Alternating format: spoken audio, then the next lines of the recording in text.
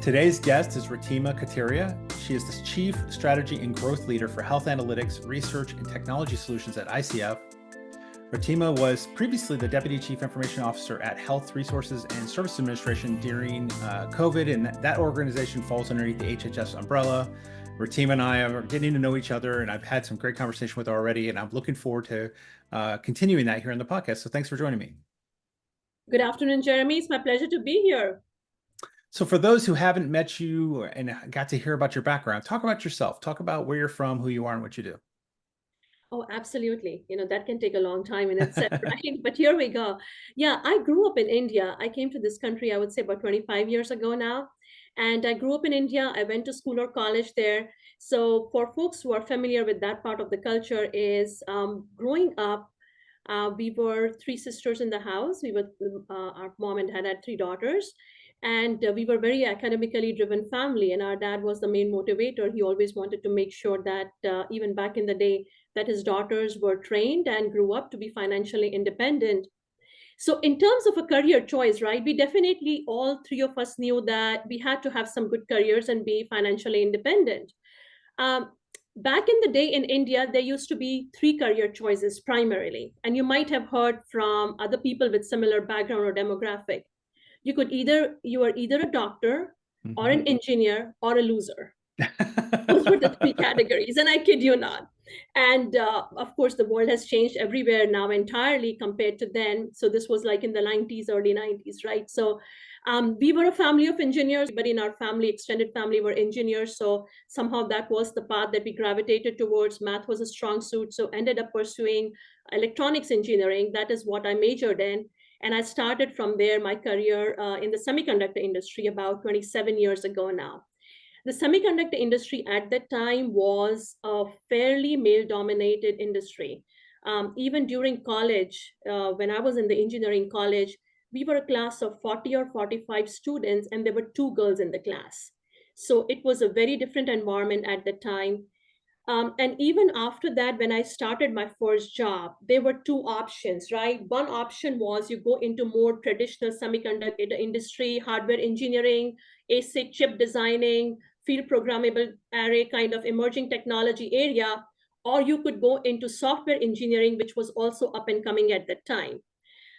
Software engineering is something that everybody was going to. This was like right before Y2K, right? Mid to late 90s. Everybody was gravitating towards software engineering. And somehow I always had this rebel in me. I wanted to always do something that everybody didn't do, never wanted to follow the crowd. So I'm like, no, hardware engineering sounds actually more challenging and exciting and fun. So decided to take that path. Had fabulous few years in that fairly male dominated industry, had great different types of experiences, traveled the world for work, may helped that particular organization penetrate into the industry within the Southeast Asian market, led a lot of growth initiatives and efforts over there. So that was the very early part of my career. I was a hands-on developer at the time, helping clients convert their circuits and win new business and that kind of things, more like sales enablement. Then I transitioned into satellite and communication industry. I spent a decade over there. Again, a big part of my role, I started with hands-on development, product development, led on to managing projects, large programs, penetrating into emerging markets with avionics and maritime applications. Subsequent to that, that was about a decade or so of my life where I got a lot of management experience in addition to having a very technical, solid background. And then eventually I found my way over the last decade into government consulting and federal healthcare space. So throughout, I worked for small, mid, large companies, all shapes and sizes. As you mentioned in the introduction, I've even been on the government side during COVID. I had the absolute honor and pleasure of working for Department of Health and Human Services since we were core central part of the nationwide response to the pandemic. Could not have been a more gratifying experience in my entire career. So I've been on all sides of the table and seen that, done a number of things from, in addition to the technology side, is P&L and portfolio management, leading growth initiative, setting up brand new organizations. And always my tendency is to get gravitated and attracted to somewhere where there are a lot of challenges and dysfunctions and issues. And I love to somehow get involved with that, because my definition of success is if you can leave something better than you found it, that's a win. That's a win. So that's a little bit about me and my life and history. So curiosity is going to make me ask this question. So as you're coming out of university, was that first job kind of prearranged through internships, or did you have to compete for that? No, I had to compete for it. Yeah, I had some internships, but whatever jobs came through from those internships were not the ones I was most interested in. So I ended up competing. Yeah, it was a full and open competition, as they call it now. And that was an interesting experience. It's interesting you asked that. Again, I'm going to give out a little bit more cultural insight into the world there, right? Of course, now we have a lot of laws around the kind of questions companies or HR can ask you versus not ask you. It was all a very different world at the time. You literally sometimes, on occasion, not all the time, on occasion, you would be asked the question in an interview, why should we hire you? Because you will likely get married in the next couple of years and leave the job and move the city. Mm-hmm. Of course, today a company would get into a whole lot of trouble if they did ask a question like that, right? But believe it or not, those used to be some real questions. And you had to compete with all of the guys and had to figure out how to still make a compelling case that, no, give me a chance and I'm worth it. That does not actually surprise me, because I've some people in my own family, looking back in our family tree, have had those kind of experiences and expressed them to me. And usually, as you said, it was around if you were going to start having babies or something, that was a problem for companies. They're like, well, we're going to invest in you, and then you'll be gone for a bit of time, and that's even if you didn't even leave the workforce. They were worried, and I'm like, wow. I mean, that doesn't even make sense to me. Like, your skills aren't going to atrophy that quickly, and much less. I don't know. It's an interesting. I'm glad that has changed. Oh, absolutely. I'm raising two daughters, and I'm so happy for the next generation that the world has changed now. And it has changed for quite some time. Yeah, And, I'm not the one who's going to say, oh my gosh, that was so horrible, or things of that nature. It's the evolution of the society. yeah. At the time, those questions, contextually, it made sense to them. Sure, it happened. That's what the world was. The good and the positive side of things, I'm a glass half full person, that we as a society have evolved a lot. I'm sure even in today's scape, there might be certain things which we don't consider are still right or fair, right? And 15, 20 years from now, hopefully the society will continue to evolve and the world will be even a better place. So now, was that first job in India? Yeah, the first job was in India. Yeah. So then how did you come to the United States? Yeah, that's an interesting question. Because I was in that semiconductor industry, Silicon Valley was the place to be, right? California was the place to be at the time. And some of the organizations that I was supporting, they were headquartered in the Silicon Valley and San Jose based. So I had received job offers to migrate here for my job. But in the meantime, I ended up meeting my husband. That's another more of different culture kind of story because we had an arranged marriage. But I ended up meeting my husband in the meantime. We got married, and I ended up moving here to be with him. And he was here in Northern Virginia. I still started my first job in California after I came to the US. We did that back and forth for a little while. And then eventually I moved my job here to the East Coast to be closer to him. Yeah, and the rest is history. It's been 25 years now. And then what brought you to ICF? That's a great question. Yeah, I have been getting that question a lot off late. So I joined ICF about 4 months ago, and I'm super excited about it. What attracted me to ICF, as I was mentioning, is some of my most gratifying work I did in my career was in that health IT space over the last several years. I'm very passionate about the health mission still, although I am out of the government, now in the industry, still very embedded with the health ecosystem. There is a differentiator about ICF that really they are a well kept secret, probably has to change. They shouldn't be that well kept of a secret. It's a great set of folks who have not just great technology chops and strong innovative teams, but there is a large part of the team which is very domain focused. They are people who support the biomedical research side of things, the domain side of things, and there is such strong domain expertise. And Hmm. all of that paired with very strong management consulting experience and expertise, right? Organizational expertise. So if you look at success for any federal organization, we all are part of the same ecosystem, right?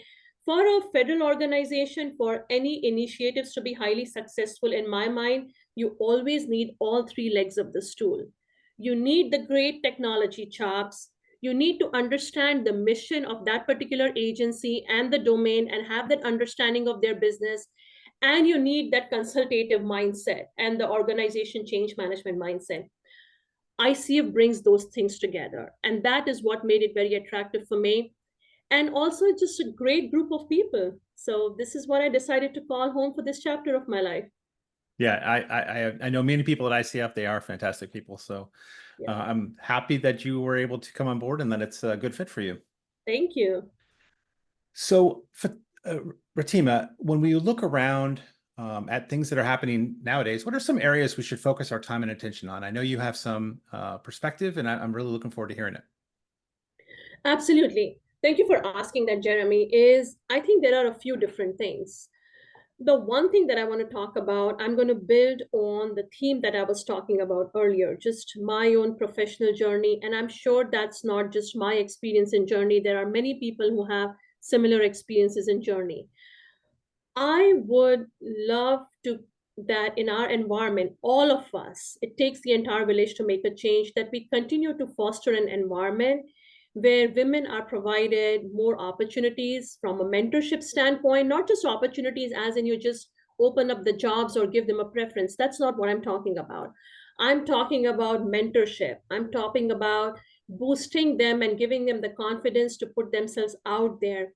We all know that imposter syndrome is a real thing. Men have it, women have it, every human being can have it, right?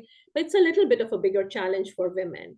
So just as all of us supporters who have been in this environment a little bit longer and have that experience and a solid foundation behind us, to all of the upcoming stars and the new generation, if we can provide just a little bit additional boost and confidence and that platform for women to put themselves out there and showcase their leadership, I think that will be great, um, especially because women and men, they think about the same problem set in different ways, and they are very Mhm. complementary and great ways of thinking. So I strongly believe in that from a diversity standpoint, it's not just a man and a woman thing. Diversity comes in different shapes and forms also. That we should just create an environment where all of these diverse perspectives are more welcome and platforms are provided to different diverse individuals so that we can have very well-rounded and holistic approaches to problem solving. That's one thing. Does I that make total, sense? yeah, it totally makes sense. I agree. I mean, I have, of course, I'm married. I have a wife and I have a daughter, and both have experienced exactly what you're talking about to to a variety of degrees. And not that they were being, necessarily discriminated against, but they had confidence issues in terms of, am I the right fit? Speaking to the imposter syndrome, or how do I even do this? How do I get involved in this? And I agree with you, providing more focused opportunity, not like you said, not just giving them the opportunity, but almost dragging them into it, right? Reaching out to them and being proactively reaching out to them and saying, here's something that I think will be great for you. Here's an opportunity where I want to mentor you. I think that will help women, especially early in their career, to gain that confidence that this is something they can absolutely do. And I mean, statistics show women are less likely to ask for raises. They lowball their numbers when they try to get a job because they're concerned. They think I can't achieve that, or I haven't achieved the right skills for that yet. And men are more risk takers. They're like, oh, I'll figure it out. I'm going to ask for ask for that as much as they're going to give me, and then I'll figure it out. And both approaches have some value. Both approaches probably need to be moderated into the middle. And I think that's where we can help women, is moderate them up to having more confidence and pull them into opportunities. Absolutely. And all of us can help that in all different ways. It is not just in our workplace by mentoring people and providing them those opportunities. You said you are raising a daughter, and I'm raising two daughters, and many of our audience who are seeing this are raising daughters or have sisters and things of that nature, right? We have to mentor and coach them at every level of their Yeah. journey of growing up, is to have that confidence, to be willing to put themselves out there and ask things. And we ended up focusing in our conversation a little bit more on the women oriented thing. But as I said, it's not just women. Diversity comes in various shapes and forms. It Yeah. is all different folks with various sets of diversity. Is there is so much great talent in the world out there, but a lot of it is hidden. It's because of the lack of confidence of people's ability to put themselves out, because they think, well, I'm not ready. I am not the smartest person in the room. What if somebody will judge me and laugh at me? And I think that's the part we all need to coach on an ongoing basis to all our team members, regardless of which background they come from, is there is no such thing as a stupid question. Raise your hand. Be respectful. Be kind. Don't be rude. Be respectful and kind, and put your point of view out there. Just speak up. Yeah, I think a lot of people don't understand that we can get past anything. Mistakes happen. Mistakes happen all the time. But I think there's this great fear that if I make a mistake, it's going to jeopardize my career. My boss will think less of me.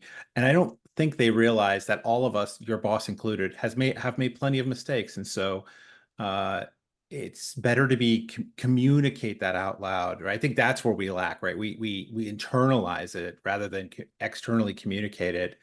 And so you're right. As supervisors, we need and hiring people, and as managers, we need to be communicating to everybody how much we value their participation. And as people who are participating, they need to be more communicative when they have doubts, and that way we can help get those out in the open and get them addressed. Absolutely. I agree 100%, Jeremy. The other thing is in terms of a change, and it's not necessarily a change, it is the momentum is already there. It is just continuing to build on it a little bit more. Is we had talked earlier about this GovCon being such a small village and a community, right? A very integrated community. On occasion, you would see challenges in certain organizations where there is a very clear distinction between I'm a Fed and you are a contractor, or that Mhm. kind of a differentiation, right? I have seen the greatest leaders and change makers in the federal government who have treated the government and the vendor community as an integrated system and an integrated team. Of course, there are laws and policies and rules and regulations to be followed. We are not saying let it become a wild, wild west. Obviously, those things are there for a reason and for a purpose, and governance has to be there for a reason and purpose. But more on the day to day work standpoint, is acting as an integrated team. At the end of the day, I love the US federal government's mission, and a lot of us are very committed to it, which is why we spend so much time, energy, and put our passion into it, right? Every agency has got a very strong mission, and every agency's mission is ultimately tied to people, whether it is public health or whether it is public safety or whatever the case may be. At the end of the day, every US federal agency's mission is tied at the end of the day to the betterment of the quality of life of people in some shape or form. Mhm. And it's not just the government leaders, but also the vendor community has a lot of passion towards that mission. So if we can operate more as and this message is to everyone, if we can operate more as an integrated team, I think we all will make much more advances towards meeting those mission goals versus being fractured teams. Again, like I said, is a lot of momentum is already being gained in this direction. There, I have seen some great, inspiring, strong federal leaders whom I consider as my role models, and I learn from them. They really know how to strike that balance and bring the entire teams forward together, versus saying, "I'm going to say, and hence you shall do this," versus having the differentiation. That's one thing. The last, which is kind of a related thing to it, is for any organization, regardless of whether you're a private sector organization or a government organization, is again to be a little bit more mission focused than what is in it for me, an agenda. And that goes a long way even for relationship building. You yourself, Jeremy, you are a bridge builder and a dot connector from what I know about you and your history and personality. I consider myself a bridge builder and a dot connector too. you have to work good relationships and believe in those relationships, and let relationships be more of a long term thing than being transactional about it, and say, if I'm talking to this person, what is in it for me today? What am I going to get out of it? Am I going to get a contract out of them tomorrow? And only then, Mm, I'll invest my time and energy, talk to them today. That's not the best approach for doing things. And this advice is especially for folks who are up and coming in their career, earlier in their career in the GovCon community, that please look upon relationships as long-term investments and something that you invest in your life, the way you invest in your personal life. You make good relationships, you make good friends, you do good things, and good things will happen to you. Don't be very transactional about it. mm. That's my advice to some of the up and rising stars.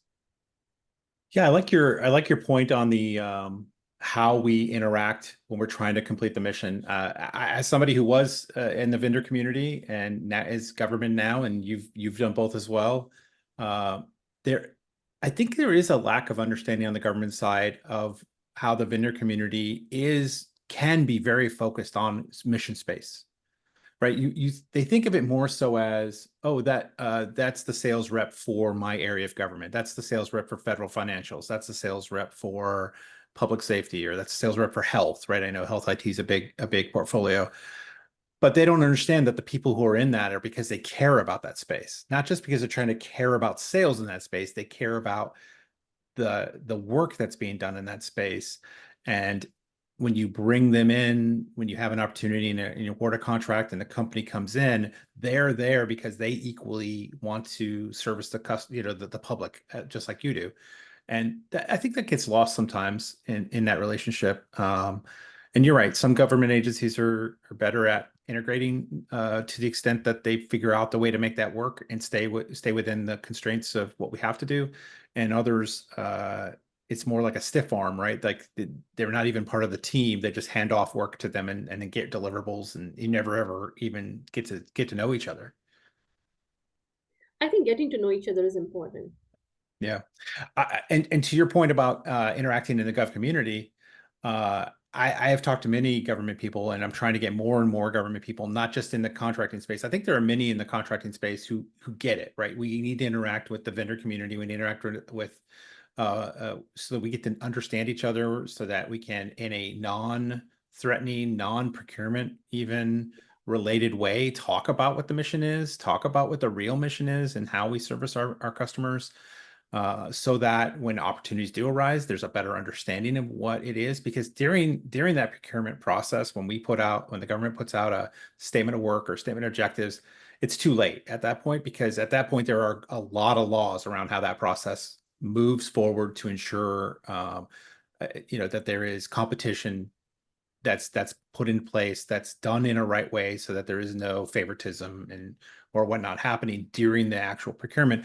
But way before that procurement, before there's even a thought that something might even be work might be done, there's opportunity for conversation and just understanding the business space and understanding the people involved and what their passions are. And I love it. That's the part I participate in. I'm willing to share anything I can share about government in general, and sometimes about what's going on in my agency, to the extent that I'm allowed to share. But it's always going to be to the betterment of the work. Absolutely. And Jeremy, you brought up a very good point, is that market research phase. That's what we all call it, right? Is Hmm. market research when the government leaders or the buyers, they have a lot more flexibility to talk before the acquisition cycle begins, because of course there are rules and regulations to be followed then. During that market research is, there has to be openness and willingness to talk about your environment, your current systems, your challenges, your pain points, the priorities, the culture of the organization, so that when you get the bids in, is you are getting bids that are good quality, high quality bids, and they truly understand the environment, right? Now, I'm for a second going to also play devil's advocate, not devil's advocate, but I'm going to say from the other point of view. Let's say you are a government leader and you are being hit by so many vendors, everybody wanting to get a slice of your time. And you are just constrained by laws of physics. There's only so many hours in the day, Right. and you have a day job to do. How many vendors can you meet after all, right?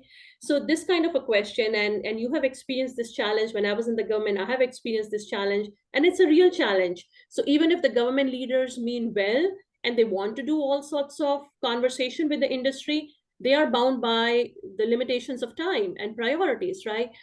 So, what are this message? Hopefully, some of our audience are also government folks who can probably consider this message. Is there are multiple ways to interact with the industry. One is you're having one-on-one meetings with the industry, and you're having a very vendor-specific meeting, and you're sitting in your office for 30 minutes and talking about it. But we all know that you can only have so many in a month or in a year, and so on. But there are other ways too. You and I are very active part of a lot of the government industry collaboration associations that hold a lot of conferences throughout the year. Yeah. Government leaders should um, take avail that opportunity, take advantage of that opportunity, and get on the speaking circuit, get on the panels, talk about what are your priorities, what is the priority of the agency, what kind of initiatives you're working on. Because with that investment of time, by being on a panel for 30 minutes or an hour, followed by some networking, you are now conveying that message, blasting it out to a large group of people, Yeah. many of whom are interested in helping you out, right? So that's another way of doing it. A third way of doing it is, gosh bless the power of LinkedIn and social media. Hmm. I see so many government leaders on occasion talk about their priorities or certain things, or an article from within their organization that potentially can result into, or is a major initiative, can potentially result into work, share their points of view or messages across that. So the whole point of what I'm trying to say is that for the government leaders, there are multiple ways in which they can broadcast their message and let folks know of their environment, their initiatives, their pain points, priorities. One way to do it is by meeting the vendors, but there are limitations, but there are other ways to broadcast that message too. So that's just something I wanted to put out there in the Yeah. ecosystem, in the world, for whoever is listening to this. I just want to get this message out there. That's a fantastic message, and I completely agree, and I'm right there with you. So, Ratima, what's coming up for you here in the near future? What do you have going on this year? Oh my gosh, it almost sounds like I did an entire background spiel and plug for what I'm going to say, what's coming up for me next. But you know what? I'm going to talk about that. It just is a great segue. A couple of different things. Some of these, as I said, in my day job, in addition to supporting my organization for their strategy and growth initiatives and so on, I am a bridge builder. And fortunately, ICF truly also believes in that bridge building and does support me in these initiatives. I'm part of many of the active conferences, planning committees, and so on. We have the ACTAG Data Forum that is coming up on the 18th of September. I'm the co-chair for that conference. You probably know this, data modernization, emerging tech combined with it. That's a very high priority for the last several years. We have made some dents towards that initiative, but there is still a long way to go. There is a lot to be done still to squeeze all the juice out of the data that is available to us for various mission, to leverage data as a strategic asset. This data forum brings a lot of the government and industry thought leaders together to talk about it. So that's on 18 September. I'm very excited about that. Looking forward to seeing you or folks from your organization over there. In addition to that, ACTAC has the annual ELC Nation conference that takes place in Hershey every year. A very diverse, fabulous, rich, and a great conference and a fun conference. I am leading the planning there for one of the AI panels, so hopefully we'll moderate that as well, which again is part of bringing all of these points of view and such out there so that the industry and the larger ecosystem can benefit from it. Actually, I do want to add to that. It's not just all of these things I do because, of course, the industry benefits from hearing from the government leaders. But one thing that is actually a great phenomena that takes place in the process is, when you're doing the planning of all of these panels and such, and you bring in some leader from Health and Human Services and somebody from transportation and somebody from USDA and somebody from a different agency, and you get them talking in your prep calls or discussion calls, and they all start talking to each other. Oh my gosh, I should talk to you offline, and you have this going on, and I have the same problem that I'm working on. And there is a lot of bridge building that happens within the government leaders. And when that happens, oh, I love that. I love that. That's when I love to just sit back and say, great, we brought you guys together and now talk to each other. That is great. As a citizen of the country, as a constituent, I love that you guys are talking to each other. So that's the ELC coming up. And then FCA Bethesda hosts a very large, our annual Health IT conference in January every year. I'm also co-leading that particular conference planning. That is another, health is my passion and mission, where we bring in the HHS leaders, VA, DHA, all the three pillars of the health together, 2.5 day conference. So those are some key initiatives which are in addition to my day job that are going on. Yeah, so that's about it. Well, Ratima, it sounds like you're very busy. They all sound like fantastic events. So hopefully people take advantage of them. I want to thank you so much for this conversation today. It's been great getting to know you better and to hear what's going on in your life. And I'm looking forward to seeing you at events here in DC in the near future. Thank you so much, Jeremy. It was really a pleasure to get to know you as well. And I look forward to continuing our conversation. And thank you so much for offering this opportunity to speak with you on this podcast.